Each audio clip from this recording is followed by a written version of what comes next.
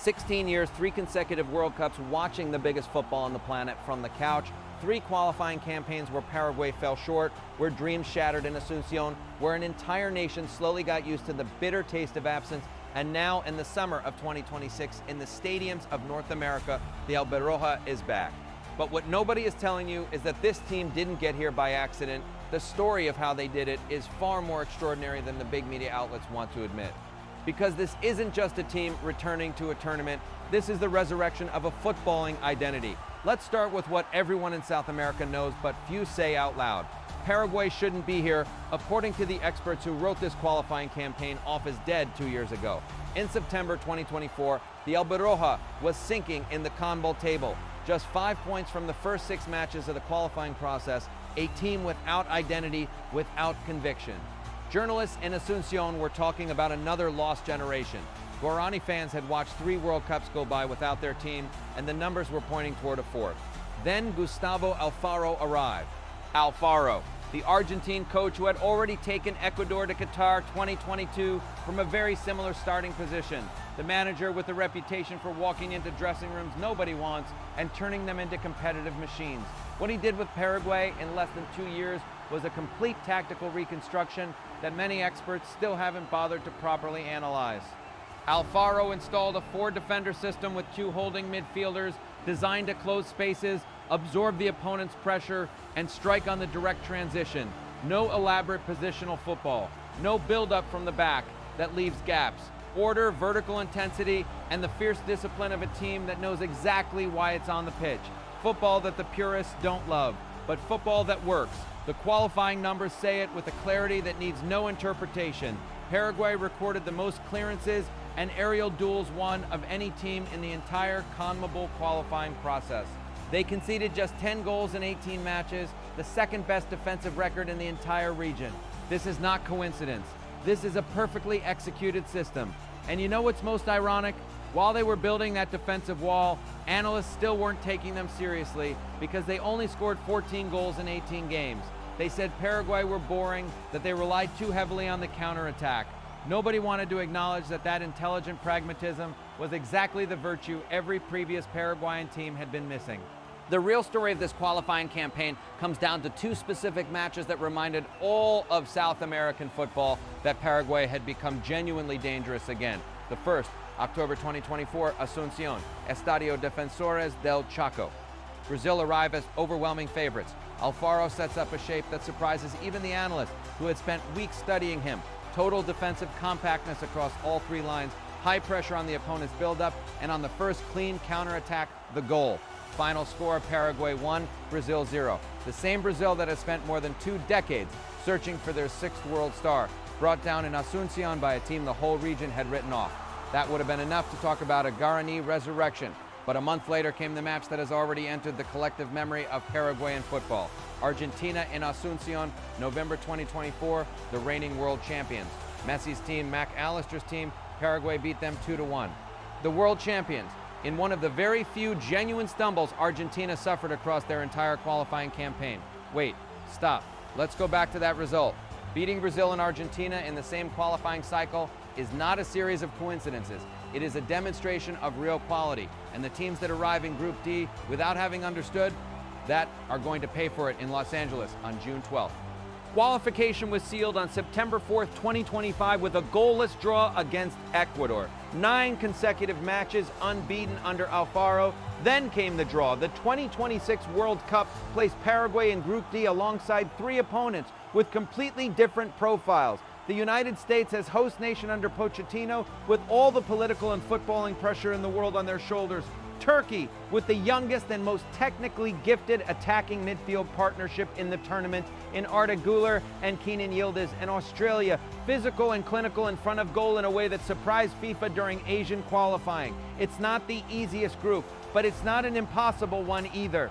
And now we get to the core of what makes this Paraguay 2026 genuinely interesting, because the question that really matters is not whether they have a defensive system. We already know that. The question is whether Alfaro's team has enough individual quality to unlock matches when the opponent sits deep and Paraguay needs the goal to progress. To answer that, we need to talk about the three players who carry the creative weight of an entire nation on their shoulders. The first is the most internationally recognized, Miguel Almirón.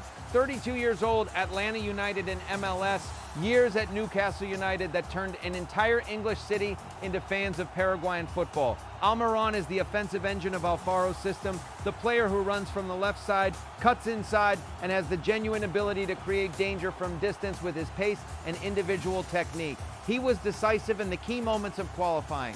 The one legitimate concern is physical management. 32 years old in the most demanding position in the Paraguayan 11, in a tournament that could stretch across several matches in the North American heat of June and July. Alfaro will need to manage him carefully. The second is the player who has Guarani fans most excited and the one with the most scope to surprise the world, Julio Enciso. 22 years old, Strasbourg and League One after his time at Brighton in the Premier League. An attacking midfielder of a type that barely exists in modern football anymore. The kind who slots between the lines, receives the ball with his back to goal, and in a single movement can completely change the direction of a match. 3 goals in South American qualifying, 4 in 31 international appearances. The numbers aren't explosive, but his style of play is that of a footballer capable of conjuring something from nothing at the exact moment a game demands it. In a World Cup where matches are decided by individual details, that kind of player is worth more than their statistics suggest. The third is the one who gets the fewest headlines in the major sports outlets and is probably the most indispensable player in the system. Diego Gómez, of Brighton in the Premier League. 5 Premier League goals last season. A box-to-box central midfielder with the ability to win the ball back, distribute quickly, and arrive in the box at precisely the right moment. Without Diego Gómez covering the central spaces and connecting the defensive press to the attacking transition, Paraguay becomes a far more predictable team for any opponent who has studied them. With him operating well, the Guarani machine has the gears it needs to be genuinely competitive for 90 minutes.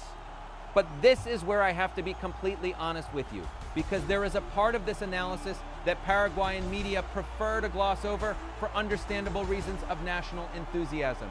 The Achilles heel of this 2026 Paraguay is structural and has no simple tactical solution: offensive output. 14 goals in 18 qualifying matches, the second worst attacking return in the entire CONMEBOL. When Paraguay found space on the counter-attack, they were brilliant. When they needed to generate organized attacking football against a well-structured opponent, the system turned into a compact block waiting for something magical to happen. The preparation friendly against Morocco in March 2026 ended in a 1-0 defeat to the team that was the great surprise of the last World Cup. A match where Paraguay had possession but was unable to break through the opposing goalkeeper. That scenario, repeated at the wrong moment in Group D, is the one that could end the story before it properly begins.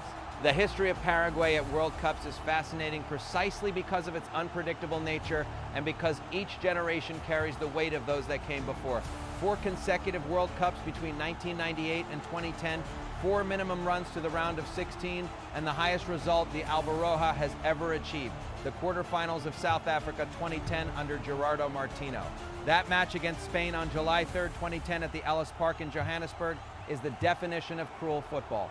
2 missed penalties, 1 apiece. Iker Casillas saves Oscar Cardozo's, Xabi Alonso misses his own, and a David Villa goal in the 83rd minute that bounced off both posts before going in.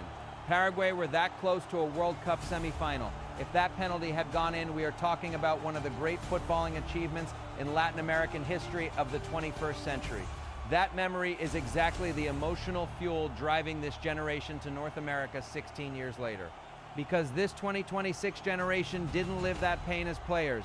They lived it as children watching football with their parents. Diego Gómez was 6 years old when Cardozo missed from the spot. Julio Enciso was 6 years old when Villa struck and the ball bounced off both posts before crossing the line. The historical weight this squad carries is absolutely real, and Alfaro knows it and uses it as a motivational tool. This team doesn't carry the impossible pressure of becoming world champions. It carries something far more manageable and far more powerful: the opportunity to close 16 years of silence with a memory worth keeping. The opener is June 12th at the SoFi Stadium in Los Angeles against the United States. Pochettino, with all the pressure of a host nation that needs to put on a show, Paraguay will arrive for that match with exactly the mentality Alfaro has spent 2 years building: fearless, free of any inferiority complex. not giving away an inch, and with the certainty that when the transition opportunity arrives, they have Almirón, Enciso, and Diego Gómez to take it. June 20th brings Turkey and San Francisco. June 26th, Australia at the same stadium to close the group stage. If the Albirroja arrives at that final match with qualification still on the line, the atmosphere in the stands with the enormous Latin American community of Northern California could be one of the most electrifying moments this World Cup gives us. What lies ahead for Paraguay is uncertain, and honest analysis demands we say so. Anyone who tells you they will definitely get through the group stage is inventing certainties that don't exist. Anyone who tells you they will definitely go out in the first round isn't looking at the same numbers I am. What is certain is that this team, with this manager, with this defensive system, and this creative trio, has the identity and the capability to be exactly the team nobody wants to face. They proved it against Brazil. They proved it against Argentina. In a 48-team tournament where the difference between advancing and going home can literally be a single goal in the final group fixture, the intelligent pragmatism and indestructible mentality Alfaro has installed in this squad could be the deciding factor. Paraguay returns to the World Cup carrying the scars of 3 consecutive absences and the determination of a generation that grew up dreaming of this moment. The Albirroja comes back with a clear system. 3 players capable of changing a match in an instant, and the memory of South Africa 2010 as their emotional compass. 16 years of waiting end on June 12th in Los Angeles. Will they go as far as they did in 2010, or will history take a different turn this time? The pitch decides that, match by match, goal by goal. But you already know which team to watch closely in Group D. Tell me in the comments, do you think Paraguay can reach the round of 16, or will the attacking deficit prove too costly when it matters most? The debate is open.